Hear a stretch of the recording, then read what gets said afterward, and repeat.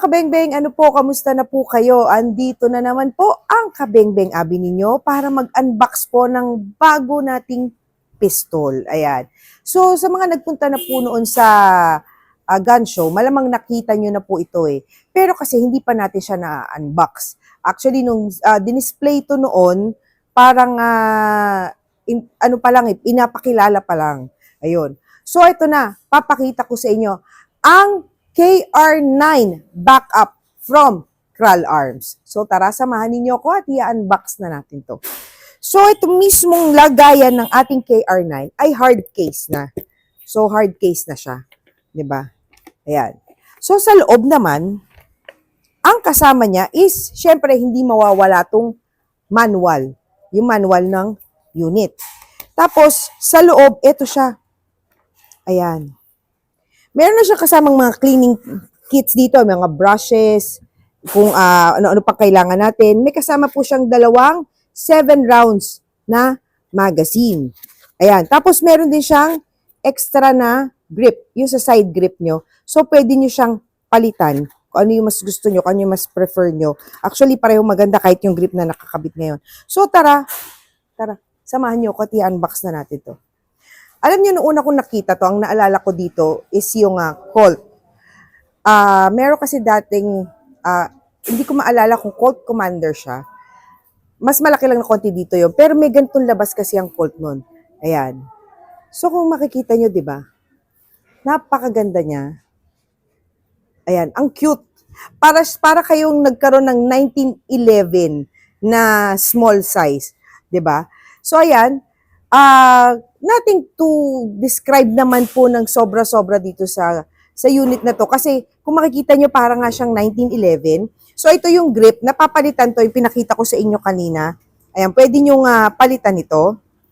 Tapos ambidextrous yung safety niya. Tapos ang kanyang sight po is meron siyang 2-dot sight sa likod. Tapos plain lang yung harapan niya. Plain lang. So ayan. Ang ganda nitong, kaya siguro tinawag siyang backup kasi kung makikita nyo naman, ito yung kamay ko. Ayan. Wala pa siyang isang dangkal. So, kayang-kayang ibulsa, kayang-kayang, talagang backup gun lang siya. So, ayan mga kabengbeng, tara, samahan ninyo ko at iti-test fire naman natin ito ngayong ating KR9 ng Kral Arms. So, ito na mga kabengbeng, iti-test fire na natin itong ating KR9 ng Kral Arms, yung backup. Tapos, dalawa yung magazine niya, di ba, nabanggit ko sa inyo kanina, dalawa siya. Ayan. So, yung isa, medyo extended base pad siya. Yung isa, medyo manipis. So, gamitin natin yung may extended na base pad. So, tara, samahan niyo ako. Testing na natin.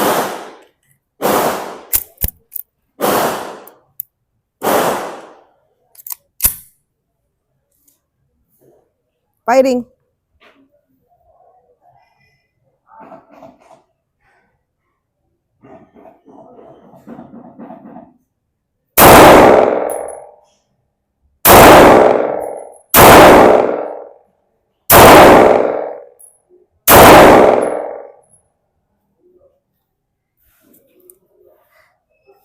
Nakapanibago. Bumaril na maliit na pistol. Pero as expected naman kasi, pag maliliit na pistol talaga, ano siya, yung mas mapalag. Yung recoil niya, ang init. Mas mapalag siya. Pero, maganda siya. Maganda. So, pakita natin yung tama natin from 9 meters. Ayan.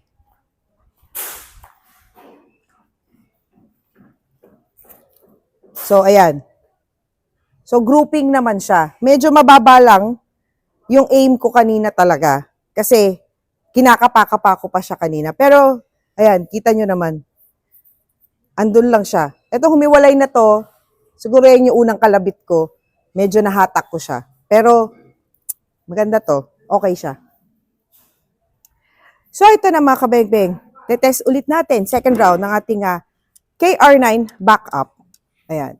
So, nakakatuwa lang kasi itsura niya. Para kami maliit na 1911. Actually, maliit na 1911 talaga itsura niya. So, ayan. Kung mag-aalala kayo sa malalaking kamay, ayan, Pakita ko sa inyo pag nakasaksak. Ayan, nakasaksak yung extended na base pad niya. Yung magazine na may extended base pad. Pag hawak ko, lampas pa siya. So, medyo mas maliit yung kamay ko. So, kung medyo mas malaki kamay nyo, sasakto to. Kumbaga, mag-grip nyo siya ng maayos. Ayan. So, tara, testingin natin ulit ha. Nating back up.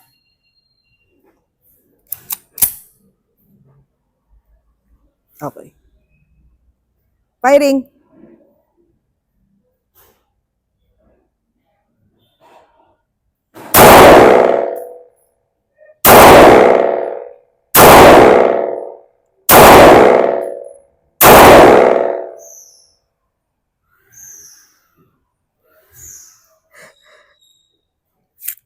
Feeling ko talaga 1911 hawak ko na maliit.